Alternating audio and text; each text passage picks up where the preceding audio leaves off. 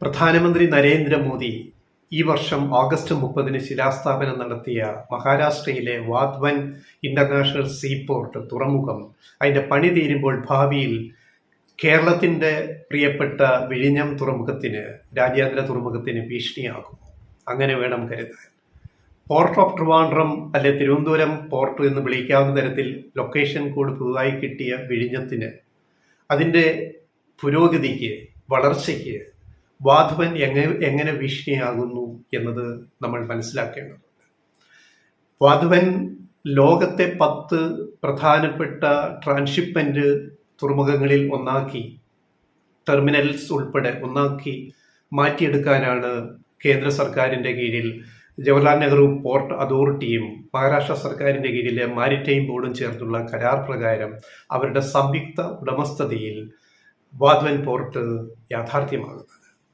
വിഴിഞ്ഞത്തിൻ്റെ ബജറ്റുമായിട്ട് നോക്കുമ്പോൾ അതിൻ്റെ എത്രയോ ഇരട്ടി മടങ്ങ് ബജറ്റിലാണ് വാധ്വൻ പൂർത്തിയാകുന്നത് എന്നുകൂടി നമ്മൾ നോക്കുക. വിഴിഞ്ഞത്തോട് കേന്ദ്ര സർക്കാർ കാണിക്കുന്ന ചിറ്റമ്മ നയം അവഗണന, ഒരു രണ്ടാന്തരം പരിഗണന, അതേസമയം വാധ്വനെ നെഞ്ചോട് ചേർത്ത് വെച്ച് പരിലാളിക്കുന്ന അവസ്ഥ, കേന്ദ്ര സർക്കാരും മഹാരാഷ്ട്ര സർക്കാരും ചേർന്ന്, രണ്ട് BJP നയിക്കുന്ന സർക്കാരുകൾ, അവരുടെ കീഴിലുള്ള സ്ഥാപനങ്ങൾ നിർമ്മിക്കുന്ന പോർട്ട് സംയുക്തമായിട്ട്. അപ്പോൾ അതിനോട് കൂടുതൽ പരിഗണന BJP സർക്കാരിന്, നരേന്ദ്രമോദി സർക്കാരിനുണ്ടാവും. അതിൻ്റെ ദുഷ്ഫലം അനുഭവിക്കേണ്ടി വരിക വിഴിഞ്ഞമായിരിക്കും ഭാവിയിൽ.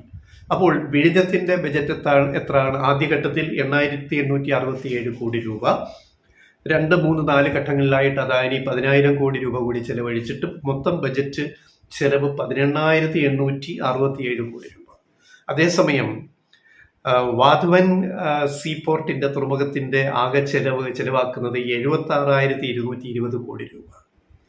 വിഴിഞ്ഞത്തിൻ്റെ 18,000 കോടി എവിടെ കിടക്കുന്നു?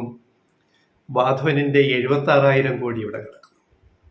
അപ്പോൾ ഇന്ത്യയിലെ ഏറ്റവും വലിയ തുറമുഖ പ്രോജക്റ്റാണ് വാധ്വൻ, വിഴിഞ്ഞമല്ല, പോർട്ട് ഓഫ് ട്രിവാൻഡ്രം അല്ല. അപ്പോൾ 2 ഘട്ടങ്ങളിലായിട്ട് 2029-ലും 2034-ലുമായിട്ട് 2 ഘട്ടങ്ങളിലായിട്ട് പണി പൂർത്തിയാകുമ്പോൾ ഇന്ത്യയിലെ ഏറ്റവും വലിയ തുറമുഖമായിരിക്കും വാധ്വൻ. ആദ്യം 4 ടെർമിനലുകളും ട്രാൻസ്ഷിപ്മെന്റ് കണ്ടെയ്നർ ടെർമിനലുകളും, പിന്നീട് 2ാം ഘട്ടത്തിൽ 5 ടെർമിനലുകളും, അങ്ങനെ മൊത്തം 9 ടെർമിനലുകൾ, ഓരോ ടെർമിനലിനും 1 കിലോമീറ്റർ ദൂരം, അങ്ങനെ 9 കിലോമീറ്റർ. അതുകൊണ്ടാണ് ഇത്രയും തുക ഇതിന് വകയിരുത്തിയിരിക്കുന്നത്.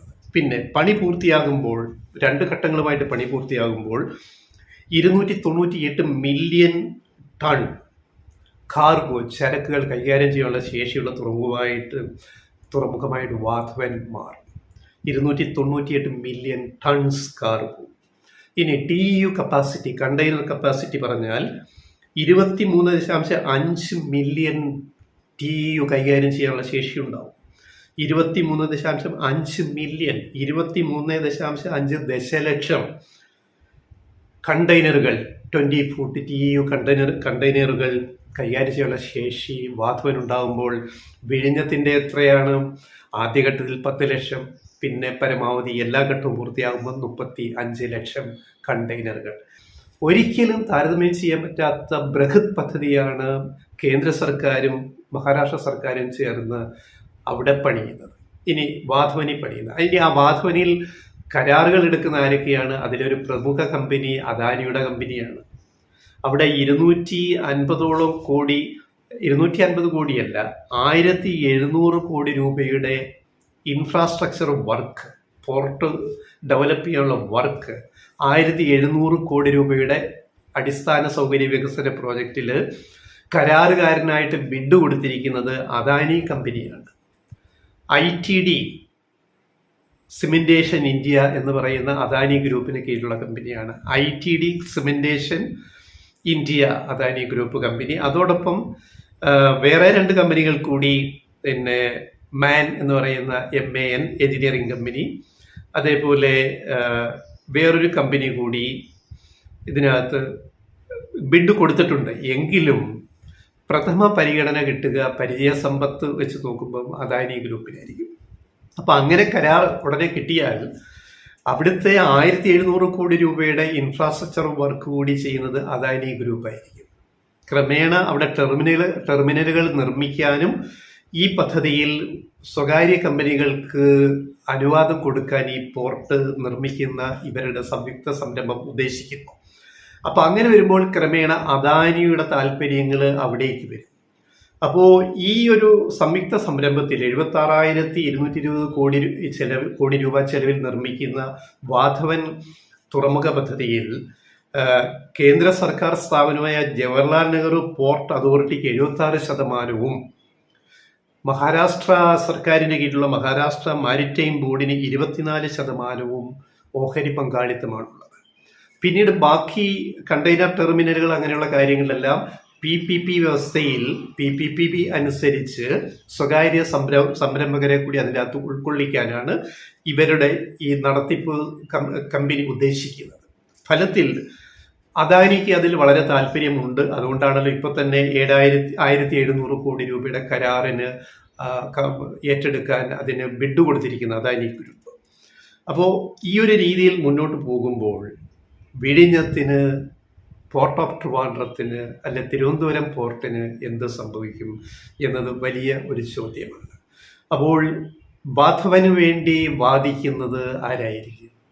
കേന്ദ്ര സർക്കാരും മഹാരാഷ്ട്ര സർക്കാരും BJP സർക്കാരുകൾ. വിഴിഞ്ഞത്തിന് വേണ്ടി കേരള സർക്കാർ, ഇടതുപക്ഷ സർക്കാർ കേന്ദ്രത്തിന് എത്ര തവണ കേന്ദ്രത്തിൻ്റെ വാതിലുകളിൽ മുട്ടി? എന്തെങ്കിലും അനുകൂലമായ കാര്യങ്ങൾ നടക്കുന്നുണ്ടോ? വയബിലിറ്റി ഗ്യാപ്പ് ഫണ്ട് ഉൾപ്പെടെയുള്ള കാര്യങ്ങളിൽ കേരളം നാണം കെട്ടിരിക്കുക. കേരള സർക്കാർ നാണം കെട്ടു. കേന്ദ്രം, മോദി ഗവൺമെൻറ് ഒരു പരിഗണനയും നൽകുന്നില്ല. അപ്പോൾ ഇത്രയും കാര്യങ്ങൾ, ഇപ്പോൾ ഒന്ന് വിഴിഞ്ഞത്ത് സ്വാഭാവിക ആഴമുള്ള തുറമുഖമാണ്, 24 മീറ്റർ വരെ സ്വാഭാവിക ആഴമുള്ളിടത്ത് അതിനു പകരം വാധവനിൽ 20 മീറ്റർ ആഴത്തിൽ ഡ്രഡ്ജിങ് നടത്തി കൂടുതലേറിയ ചെളി വാരി, മണ്ണ് വാരി, കുഴിയുണ്ടാക്കി, ആഴമുണ്ടാക്കിയിട്ട് ഡ്രഡ്ജിങ്ങൂടെ നടത്തിയിട്ടാണ് പോർട്ട് നിർമ്മിക്കുന്നത്. കൂടാതെ ഡ്രഡ്ജിങ് നടത്തി കിട്ടുന്ന ചെളിയും മറ്റ് സാമഗ്രികളുമൊക്കെ കൊണ്ടുവന്ന് 200 ഹെക്ടർ പ്രദേശങ്ങൾ നികത്തിയിട്ട് അവിടെയാണ് റോഡ്, റെയിൽ കണക്ടിവിറ്റിയിലേക്കുള്ള റോഡുകളും റെയിലുകളും മറ്റ് സംവിധാനങ്ങളും കെട്ടിടങ്ങളെല്ലാം ഉയർന്നു വരിക അവിടെയാണ്. ഈ റെക്ലമേഷൻ നടത്തി ഉണ്ടാക്കുന്ന ആ കരഭാഗത്തും ബാക്കി ഷാലോ വാട്ടർ ആഴം കൂട്ടിയിട്ട് തുറമുഖം മദർ വെസൽ വരാനുള്ള സൗകര്യങ്ങൾ ഉണ്ടാക്കിയിട്ടാണ് 9 ടെർമിനൽസ് അവിടെ വരുന്നത്. അപ്പോൾ അത്രയും ബൃഹത്തായ ഈ പദ്ധതി 76,220 കോടി രൂപയുടെ പദ്ധതിക്ക് മുമ്പിൽ വിഴിഞ്ഞം ഒരു കുഞ്ഞൻ പദ്ധതിയായിട്ട് ചുരുങ്ങുകയാണ്. നമ്മൾ ആദ്യമൊക്കെ കരുതിയത് വിഴിഞ്ഞം ഇന്ത്യയുടെ ആദ്യത്തെ ട്രാൻസ്ഷിപ്മെൻറ്റ് പോർട്ട് ഹബ്ബ് ആയിട്ട് വന്നു, വലിയ കാര്യം എന്ന് പറയുമ്പോൾ അതിനെ മറികടക്കാനുള്ള എല്ലാ സാധ്യതയും വെച്ചുകൊണ്ടാണ് വാധവൻ പുരോഗമിക്കുന്നത്, അതിൻ്റെ പണികൾ പുരോഗമിക്കുന്നത്. വാധവൻ വന്നോട്ടെ, അതുപോലെ ചൈനയിലെ പോലെ ഒട്ടേറെ മദർ പോർട്ടുകൾ ഇന്ത്യയിൽ വരട്ടെ, ഇന്ത്യൻ തീരങ്ങളിൽ വരട്ടെ, നമുക്ക് സന്തോഷമേ ഉള്ളൂ. പക്ഷേ അതിൻ്റെ പേരിൽ വിഴിഞ്ഞത്തെ അവഗണിക്കരുത്. വിഴിഞ്ഞത്തിന് പ്രാധാന്യം, കേന്ദ്രം അർഹിക്കുന്ന പ്രാധാന്യം കൊടുക്കണം. അത് കൊടുക്കാതെ വരുമ്പോഴാണ് നമുക്ക് ഇത്തരം വിമർശനങ്ങൾ ഉന്നയിക്കേണ്ടി വരുന്നത്. അപ്പോൾ 76,220 കോടി രൂപയിൽ 38,000-ലധികം കോടി രൂപ അടിസ്ഥാന സൗകര്യ വികസനത്തിനാണ് വിനിയോഗിക്കുന്നത്. ഇപ്പോൾ അദാനി ഗ്രൂപ്പ് ബിഡ് ചെയ്യുന്ന കരാർ ഉൾപ്പെടെയുള്ള കാര്യങ്ങളില്ല. അപ്പം അങ്ങനെ നോക്കുമ്പോൾ വിഴിഞ്ഞത്തിന് തീർച്ചയായും ഒരു തിരിച്ചടി ഉണ്ടാക്കാൻ അദാനി കൂടി വാധവനിൽ താല്പര്യം കാണിക്കുന്നതോടുകൂടി സംഭവിക്കും എന്നാണ് നമ്മുടെ ആശങ്ക. അങ്ങനെ സംഭവിക്കാതിരിക്കട്ടെ എന്ന് പ്രത്യാശിക്കാം. എന്തായാലും കേന്ദ്ര സർക്കാരും മഹാരാഷ്ട്ര സർക്കാരും താല്പര്യം കൂടുതൽ കാണിക്കുന്നത് വാധവനിലാകുമ്പോൾ വിഴിഞ്ഞത്തിന്, നമ്മുടെ പോർട്ട് ഓഫ് ട്രിവാൻഡ്രത്തിന്, അല്ലെ തിരുവനന്തപുരം പോർട്ടിന് അവഗണന തുടരും എന്ന് തന്നെയാണ് കരുതേണ്ടത്. അതിനെ എങ്ങനെ നേരിടാൻ കഴിയും എന്നതാണ് കേരളത്തിൻ്റെ വെല്ലുവിളി എന്ന് പറയുന്നത്.